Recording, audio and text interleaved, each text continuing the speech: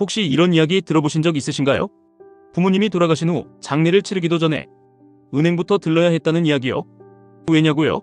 생활비며 병원비, 심지어 장례 비용까지 고인의 통장에서 꺼내 쓰려고 했는데 계좌가 막혀 있었기 때문입니다. 이런 일 남 얘기가 아닙니다. 생각보다 많은 분들이 실제로 겪고 있습니다. 왜 갑자기 통장이 막히지? 내 가족인데 왜 돈을 찾을 수 없지? 이렇게 당황하게 되죠. 사망 후 자동으로 해지되는 통장이 있다는 말, 과연 진짜일까요? 그리고 우리는 이 상황을 어떻게 대비해야 할까요? 사망 후 자동 해지되는 대표적인 통장, 바로 실명계좌입니다. 쉽게 말하면 한 사람의 이름으로만 개설된 일반적인 통장을 말하죠. 주로 연금, 생활비, 적금, 보험해지금 등이 이 계좌로 들어옵니다. 문제는 여기서부터입니다. 한 사람이 세상을 떠나면 주민등록 전산망에 사망 사실이 등록됩니다.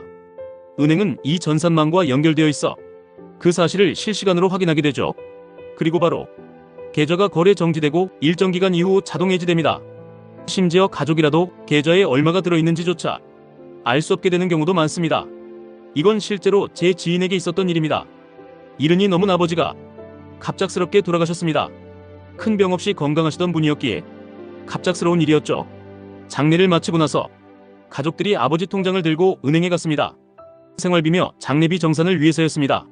하지만 은행 직원은 단호하게 말했습니다. 이미 사망 신고가 등록되어 있어서 이 계좌는 거래가 중단됐습니다.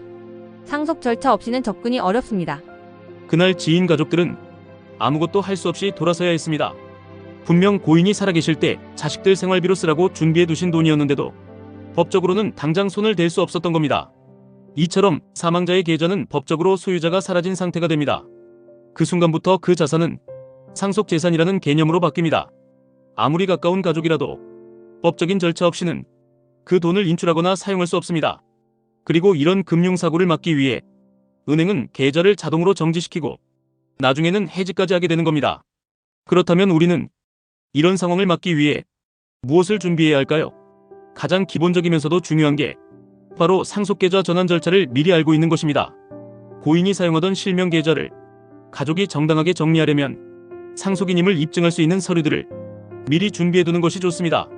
예를 들면 기본증명서, 가족관계증명서, 사망진단서, 그리고 상속인 확인서류 등이 필요합니다. 이런 서류들을 준비해서 은행에 제출하면 계좌를 상속계좌로 전환할 수 있고 그 다음 절차로 정당한 상속 처리를 할 수 있습니다. 물론 더 확실하게 준비하고 싶다면 다른 방법들도 있습니다. 첫째, 유언장을 작성해두는 것. 특히 법적 효력을 갖춘 공증 유언장은 분쟁을 줄이는 데 큰 도움이 됩니다. 둘째, 유언 대용 신탁이라는 제도를 활용하는 방법도 있습니다. 자산을 신탁회사에 맡겨 사망 후 누구에게 어떻게 지급할지를 미리 정해두는 방식이죠. 셋째, 가족 공동명의 통장을 사용하는 경우도 있지만 이건 오히려 나중에 분쟁이나 세금 문제를 초래할 수 있으므로 신중한 판단이 필요합니다. 결국 중요한 건 아직 괜찮으니까 나중에 천천히 이런 생각으로 미루다 보면 갑자기 찾아오는 현실 앞에 아무것도 할 수 없게 된다는 겁니다.